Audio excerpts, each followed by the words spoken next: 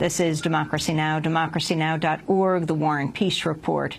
In the aftermath of the Zimmerman verdict and the mass protests around the country, we turn right now to Dr. Cornel West, professor at Union Theological Seminary, author of numerous books, co-host of the radio show Smiley and West with Tavis Smiley.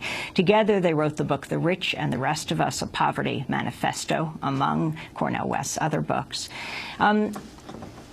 Professor Cornel West, President Obama surprised not only the press room at the White House, but the nation, I think, on Friday in his first public remarks following the George Zimmerman acquittal. What are your thoughts?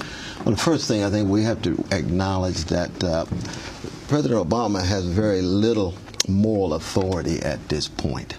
Because we know anybody who tries to rationalize the killing of innocent people is a criminal. George Zimmerman is a criminal. But President Obama is a global George Zimmerman because he tries to rationalize the killing of innocent children, 221 so far, in the name of self-defense. So that there's actually parallels here.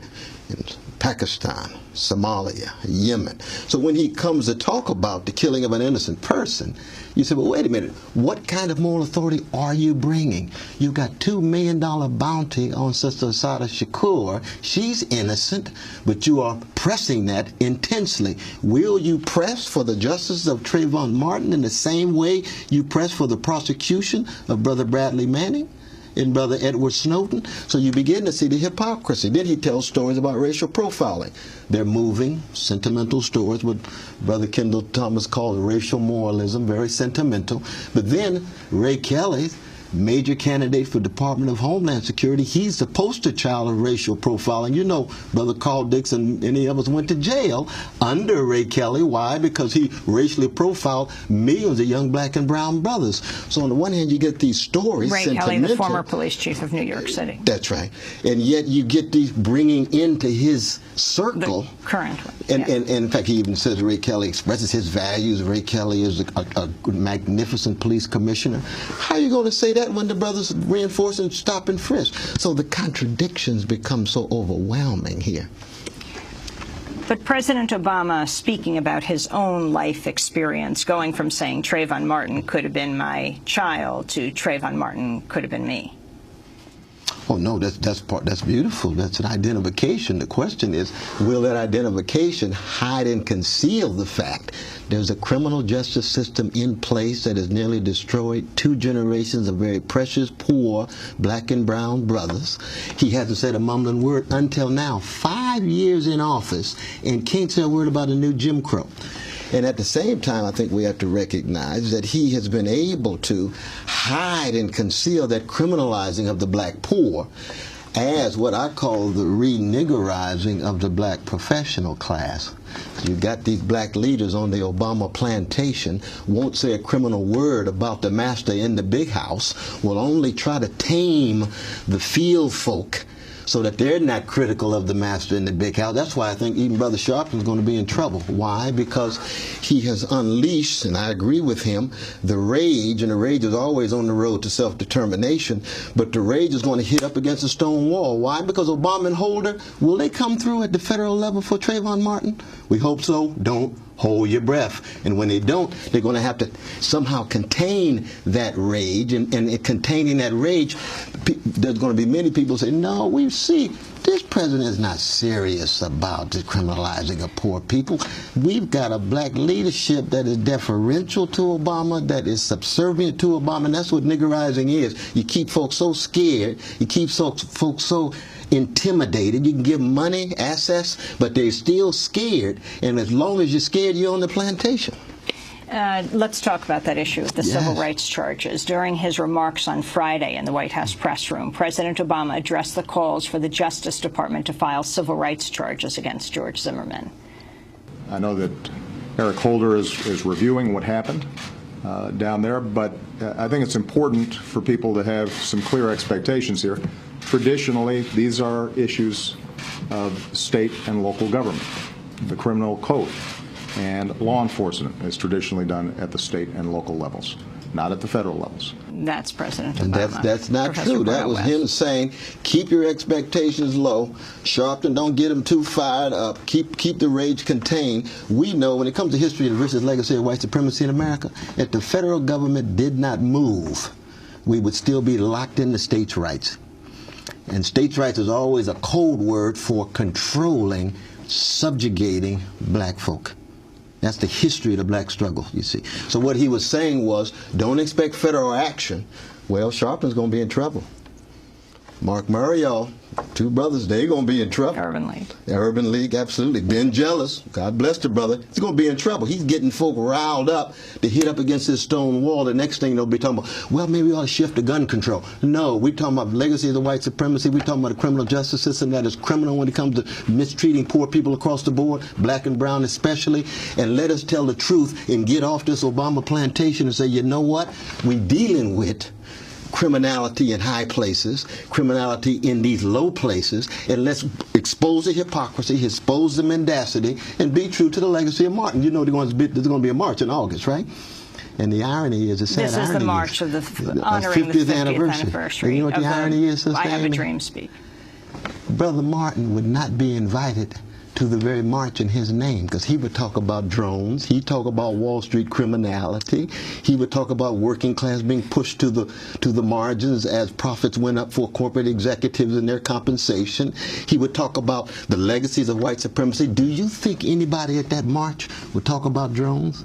And the drone president? Would you think anybody at that march would talk about the connection to Wall Street? They all on the plantation. Are you invited? Well, can you imagine? Good God, no. I mean, I pray for them because I'm for liberal reform, but liberal reform is too narrow, too truncated, and of course the two-party system is dying, and therefore it doesn't have the capacity to speak to these kinds of issues. So no, not at all. So you're saying that President Obama should not only say, I could have been Trayvon Martin, but I could have been, for example, Abdurrahman Al-Awlaki, the 16-year-old son of Anwar Al-Awlaki, who was killed in a drone strike. Or the nameless 221 other precious children who are as precious as the white brothers and sisters in Newtown that he cried tears for.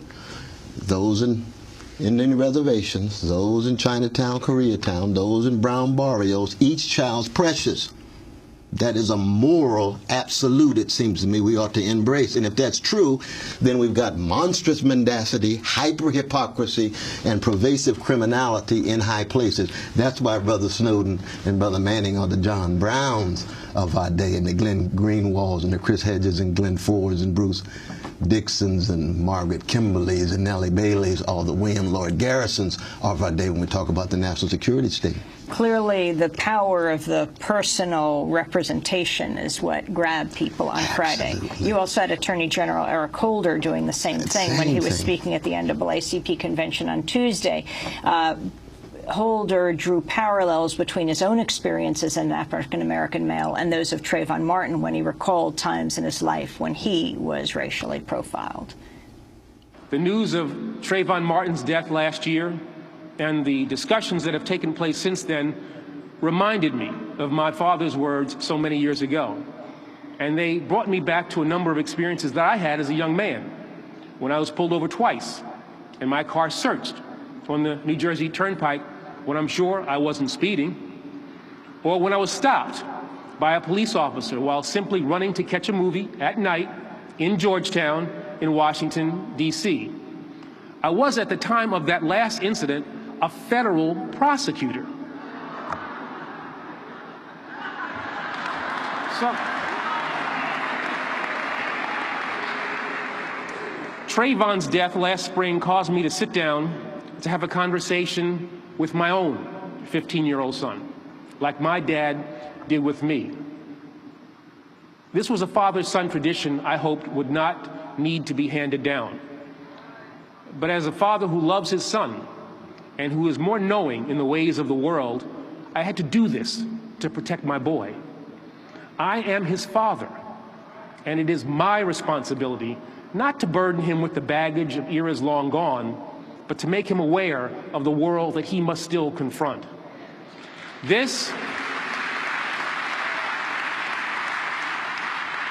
This is a sad reality in a nation that is changing for the better in so many ways. That's U.S. Attorney General Eric Holder. They're the ones in the Justice Department who are deciding whether or not to bring civil rights violations, criminal charges against George Zimmerman, who was acquitted in the Trayvon Martin killing, Professor Cornel West. And no, there's no doubt that the vicious legacy of white supremacy affects the black upper classes.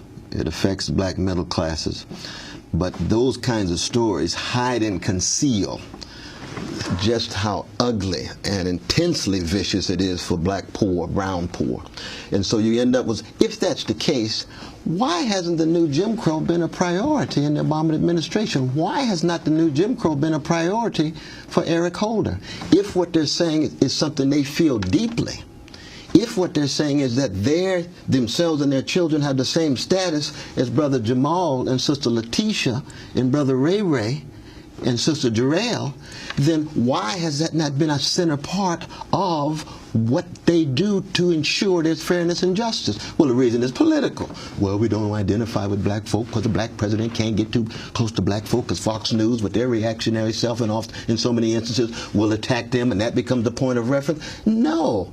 If they're going to be part of the legacy of Martin King, Fannie Lou Hammond, Ella Baker, and the others, then the truth and justice is something you pursue. You don't care who is coming at you. But no, this black liberal class has proven itself to be too morally bankrupt, too hypocritical, and indifferent to criminality. Wall Street criminality, no serious talk about enforcement of torturers and wiretappers under the Bush administration. Why? Because they don't want the subsequent administration to take them to jail. Any reference to the hunger strike of our brothers out in California and other places dealing with torture, sustained solitary confinement is a form of torture. And we won't even talk about Guantanamo. Force feeding, torture in its core. Didn't our dear brother Yasin Ben point that out? The former Mos Def? God bless that brother. Jay-Z got something to learn from Mos Def. Both of them lyrical geniuses, but Jay-Z got a whole lot to learn from Mos Def. Explain that Yasin Bey actually underwent force feeding to see how it felt, and broke down and started screaming, "Stop, stop," in the middle of it. And it was a videotape that went viral. Twice a day for those precious brothers in Guantanamo Bay. And of course, that's under Bush. People say, that's under Bush. Okay, Bush was the capture and torture president. Now we got the targeted killing president, the drone president. That's not progress. That's not part of the legacy of Martin King. That's not part of the legacy of especially somebody like a Dorothy Day and others who I think ought to be at the center of what we're all about. You see. Let me turn to another clip. Near the end of his speech on Friday, President Obama said the nation should be doing a better job helping young African-American men feel that they're a fuller part of society. I want to play that clip in a moment, but how would you do this? Well, when I heard that, I said to myself, Lord, he came to New York City and said Michael Bloomberg was a terrific mayor. Well, this is the same mayor who, again, nearly 4.5 million folk have been stopped and frisked. What's terrific about that if you're concerned about black boys being part of society?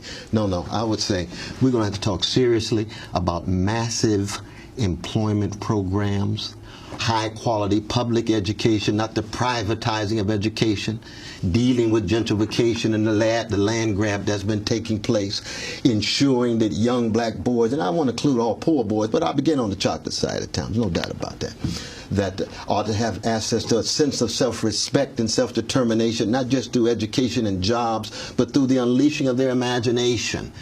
More arts programs in the educational system. They've been eliminated. Those are the kind of things hardly ever talked about. But we can talk about trans partnerships in terms of global training for capital and multinational corporations and big banks. That's been the priority, the Wall Street friendly and the corporate friendly policies that I think are deeply upsetting for somebody like myself, vis-a-vis the Obama administration. This is what President Obama said Friday.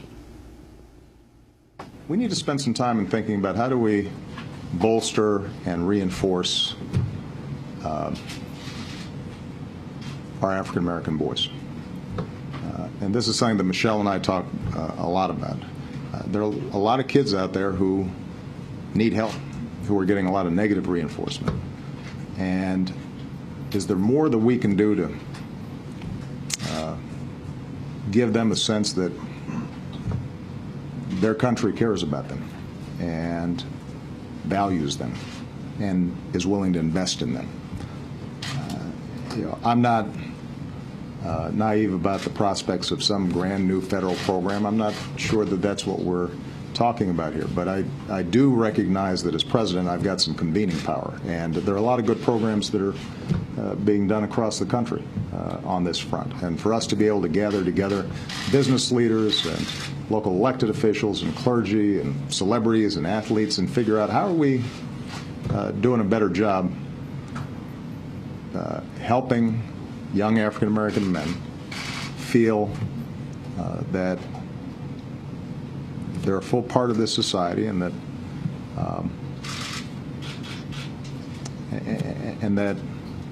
they've got pathways and avenues to succeed.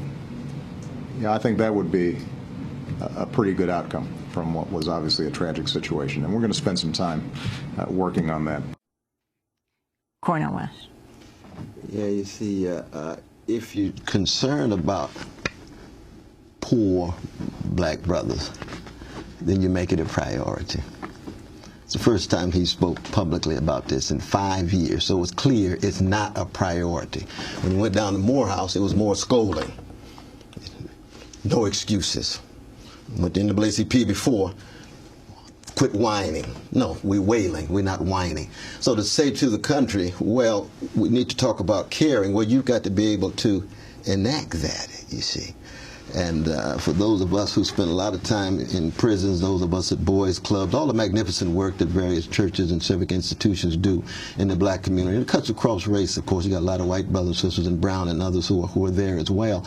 The question is, since when has it been a priority in this administration at all? So that language begins to ring very, very hollow, because he's right. We've got to love, we got to care for our poor brothers and sisters, and especially our black and brown brothers and sisters, because they're lost, they're confused, they're desperate, they're unemployed, they're too uneducated, and they turn on each other. Because when you criminalize poor people and criminalize poor black people, we turn on each other.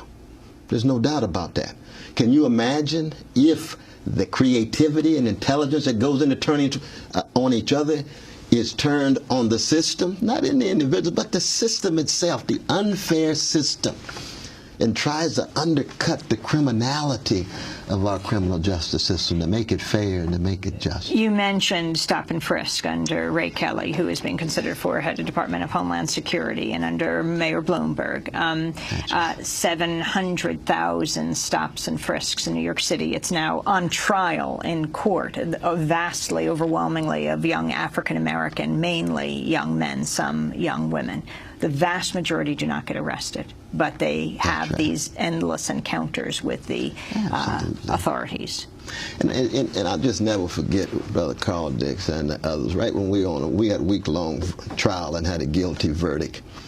But during that week, when you were protesting and you got arrested. After we protested and went to jail and then went to court and had guilty verdict, right?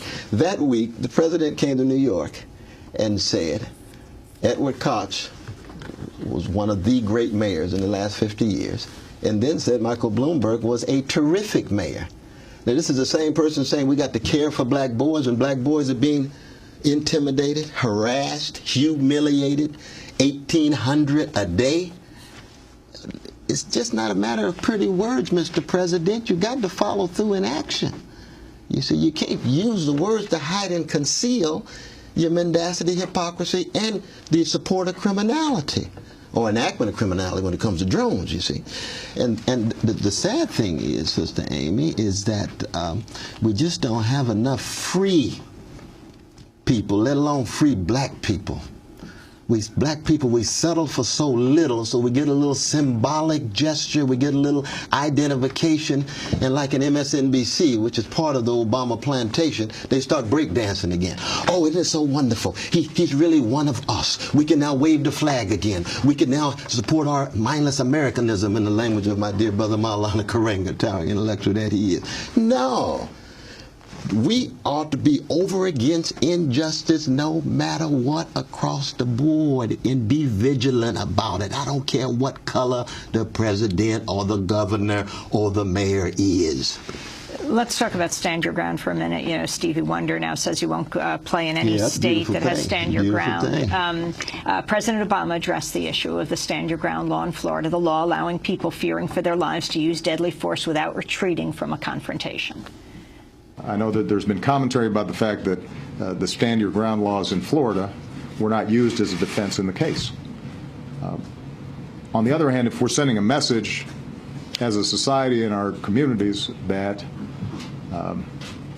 someone who is armed potentially has the right to use those firearms, even if there's a way for them to exit from a situation, is that really going to be contributing to the kind of peace and security and order that we'd like to see? And for those who resist that idea that we should think about something like these stand your ground laws, I just ask people to consider, if Trayvon Martin was of age and armed, could he have stood his ground on that sidewalk? And do we actually think that he would have been justified in shooting Mr. Zimmerman, who had followed him in a car, because he felt threatened? And if the answer to that question is at least ambiguous, then it seems to me that we might want to examine those kinds of laws. That's President Obama speaking on Friday. Cornel West. Well, I certainly agree with him that we ought to fight stand your ground laws, but we got to keep in mind stand your ground laws are part of the legacy of the slave patrol, which is to say it's primarily white brothers and sisters armed to keep black people under control. And I come from Sacramento, California. I remember when the Black Panther Party walked into the Capitol with their guns. Now, you notice at that moment, all of a sudden, people were very much for gun control, even the right wing. Why? Because the Panthers were saying, well, let's just arm all the black folk to make sure they stand their ground. Oh, Lord. That's such a challenge. Now, see, you know, as a Christian and trying to be part of the legacy of Martin, you see, I don't want people armed across the board. I do believe in self-defense, just like I believe in self-respect and self-determination. But I don't want people armed. So it's very clear there's a class and a racial bias in these laws, and therefore we ought to fight these laws. There's no doubt about it. But we have to be very honest and candid about the hypocrisy operating when we talk about these things. It was rather chilling to hear both Robert Zimmerman, George Zimmerman's brother, and also Mark O'Mara, the attorney for George Zimmerman, talking about how the fact that George Zimmerman's supposed to get his gun back, that he needs it more than ever because he's targeted, because he's afraid. What is more frightening than a frightened George Zimmerman with a gun? No, it's true, but I mean, when you let criminals off, they feel as if their criminality has been affirmed, and therefore they want to be able to continue to act as if business is as usual, back to business as usual. Cornel, as we wrap up this segment, I'd like you to stay for the next segment about Howard Zinn's books in Indiana.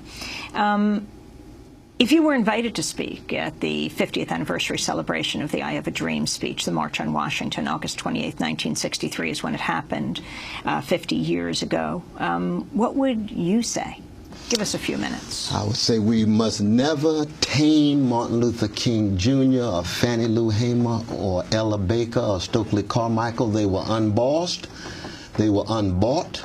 That Martin was talking about a beloved community, which meant that it subverts any plantation. Bush's plantation, Clinton's plantation, Obama's plantation, and the social forces behind those plantations which have to do with Wall Street, have to do with multinational corporations. And we're going to focus on poor people. We're going to focus on working people across the board. We're going to talk about the connection between drones, which is a form of crimes against humanity outside of national borders. We're going to talk about Wall Street criminality. We're going to talk about how we ensure that our gay and lesbian brothers and sisters have their dignity affirmed. We're going to talk about the children Martin Luther King Jr. was a free black man. He was a Jesus-loving free black man. Will the connection between drones, new Jim Crow, prison industrial complex, attacks on the working class, escalating profits at the top be talked about and brought together during that march? I don't hold my breath, but Brother Martin's spirit would want somebody to push it. And that's part of his connection to Malcolm X. That's part of his connection to so many of the great freedom fighters that go all the way back to the first slave who stepped on these decrepit shores. Cornel West. Professor Cornel West now teaches at Union Theological Seminary here in New York. Before that, he was a professor at Princeton University, and before that at Harvard University. He is the author of numerous books, co-hosts a radio show with Tavis Smiley called Smiley and West, and together they wrote the book, The Rich and the Rest of Us, a Poverty Manifesto.